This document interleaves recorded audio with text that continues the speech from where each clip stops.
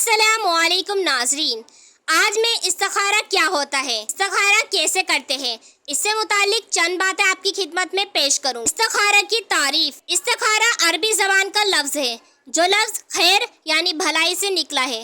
استخارہ کا مطلب ہے اللہ تعالیٰ سے خیر، بہتری، رہنمائی اور برکت کی طلب، کسی ایسے معاملے میں جس کا انجام انسان نہیں جانتا۔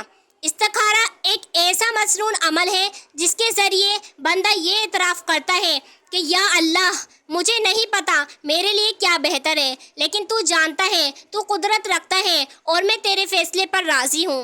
یہ عبادت ہمیں سکھاتی ہے کہ ہم اپنے علم پر نہیں، اللہ کے علم پر بھروسہ کریں۔ حضرت جابر رضی اللہ تعالیٰ عنہ فرماتے ہیں کہ رسول اللہ صلی اللہ علیہ وسلم ہمیں تمام معاملات میں استخارہ ایسے سکھایا کرتے تھے جیسے قرآن کی سورت سکھایا کرتے تھے، اور آپ صلی اللہ علیہ وسلم فرماتے جب تم میں سے کوئی کسی کام کا ارادہ کرے تو 2 رکعت نفل نماز پڑھے، پھر استخارہ کی دعا کرے۔ اللہم انی استخیرک بعلمک واستقدرک بقدرتک واسألک من فضلک العظیم فانک تقدر ولا اقدر وتعلم ولا اعلم وانت علام الغیوب۔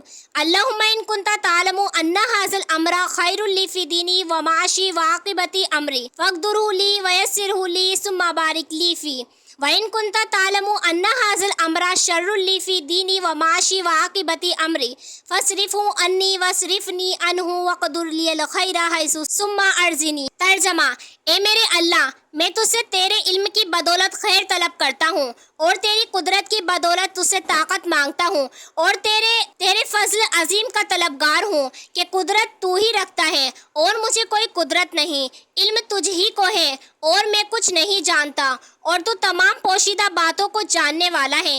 اے میرے اللہ، اگر تو جانتا ہے کہ یہ کام جس کے لیے استخارہ کیا جا رہا ہے میرے دین و دنیا اور میرے کام کے انجام کے اعتبار سے میرے لیے بہتر ہے تو اسے میرے لیے نصیب کر اور اس کا حصول میرے لیے آسان کر، اور پھر اس میں مجھے برکت عطا کر، اور اگر تو جانتا ہے کہ یہ کام میرے دین اور دنیا اور میرے کام کے انجام کے اعتبار سے برا ہے تو اسے مجھ سے ہٹا دے اور مجھے بھی اس سے ہٹا دے، پھر میرے لیے خیر مقدر فرما جہاں بھی وہ ہو، اور اس سے میرے دل کو مطمئن بھی کر دے۔ استخارہ کا مسنون طریقہ۔ نمبر 1، نیت کرے۔ دل میں یہ ارادہ کرے کہ آپ اللہ تعالیٰ سے کسی معاملے میں رہنمائی اور خیر چاہتے ہیں۔ نمبر 2، 2 رکعت نماز پڑھے۔ نفل نماز کی نیت سے 2 رکعت پڑھے۔ نیت کوئی خاص مخصوص نہیں، عام نفل نماز کی طرح۔ یہ نماز فرض یا سنت کے بعد بھی پڑھی جا سکتی ہے، لیکن الگ سے بھی افضل ہے۔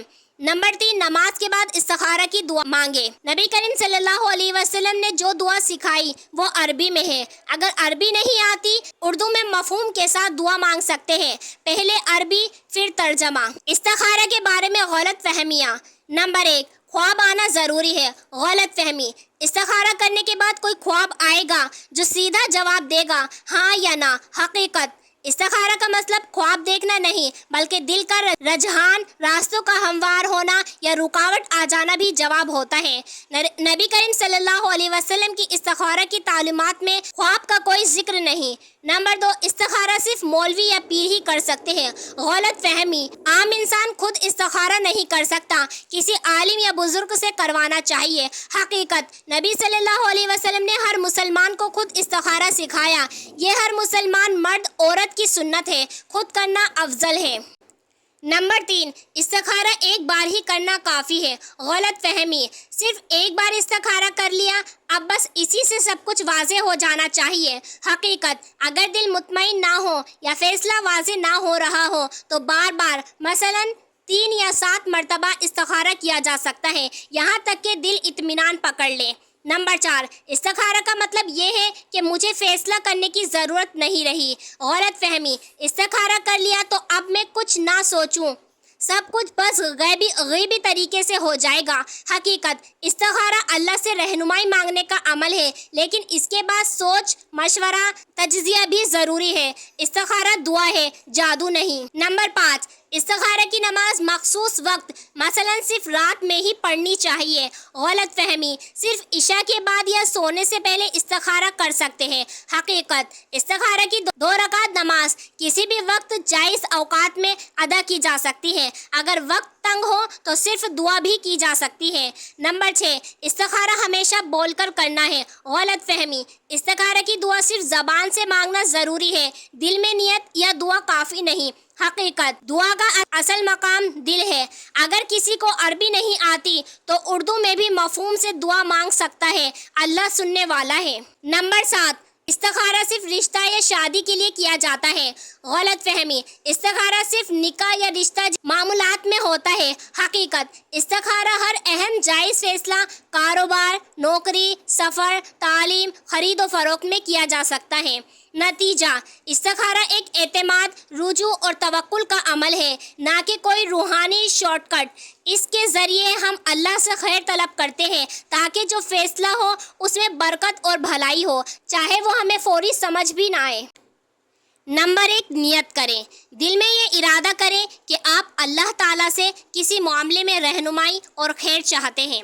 نمبر 2، 2 رکعت نماز پڑھیں۔ نفل نماز کی نیت سے 2 رکعت پڑھیں۔ نیت کوئی خاص مخصوص نہیں، عام نفل نماز کی طرح۔ یہ نماز فرض یا سنت کے بعد بھی پڑھی جا سکتی ہے، لیکن الگ سے بھی افضل ہے۔ نمبر 3، نماز کے بعد استخارہ کی دعا مانگنا۔ نبی کریم صلی اللہ علیہ وسلم نے جو دعا سکھائی وہ عربی میں ہے۔ اگر عربی نہیں آتی تو اردو میں مفہوم کے ساتھ دعا مانگ سکتے ہیں، پہلے عربی پھر ترجمہ۔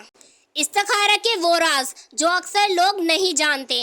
نمبر 1، استخارہ صرف الجھن میں نہیں، یقین میں بھی کیا جا سکتا ہے۔ اکثر لوگ سمجھتے ہیں کہ استخارہ صرف اسی وقت کرنا ہے جب ہمیں شک ہو یا فیصلہ نہ ہو رہا ہو، لیکن حقیقت یہ ہے کہ استخارہ ایک مکمل روحانی عمل ہے جو تب بھی کیا جا سکتا ہے جب دل کسی چیز کی طرف مائل ہو، تاکہ اللہ سے تصدیق ہو جائے کہ وہی خیر ہے یا نہیں۔ نمبر 2، استخارہ فیصلے سے پہلے کرنا ہوتا ہے، بعد میں نہیں۔ بہت سے لوگ پہلے خود فیصلہ کرتے ہیں، کام شروع بھی کر دیتے ہیں اور پھر کہتے ہیں کہ اب استخارہ کر لیں کہ یہ ٹھیک ہے یا نہیں۔ ایسا استخارہ نہیں بلکہ صرف دعا رہ جاتی ہے۔ اصل استخارہ وہ ہے جو فیصلے سے پہلے اللہ کے مشورہ گاہ میں پیش ہو کر کیا جائے۔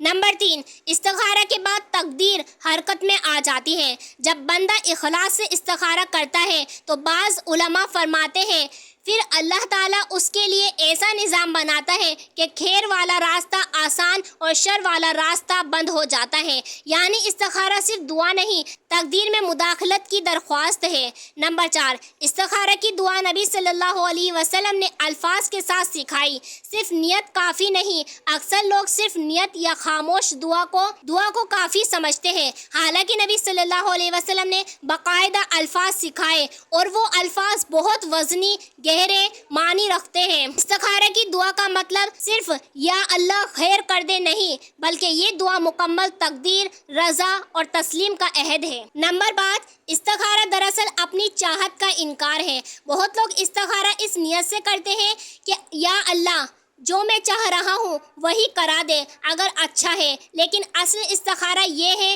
کہ یا اللہ جو تو چاہتا ہے وہی مجھے دے دے، چاہے میری چاہت کے خلاف ہو۔ یعنی استخارہ اپنی چاہت کی قربانی، اللہ پر توکل ہے۔ نمبر 6، استخارہ کا فائدہ صرف فیصلہ نہیں، دل کی تربیت بھی ہے۔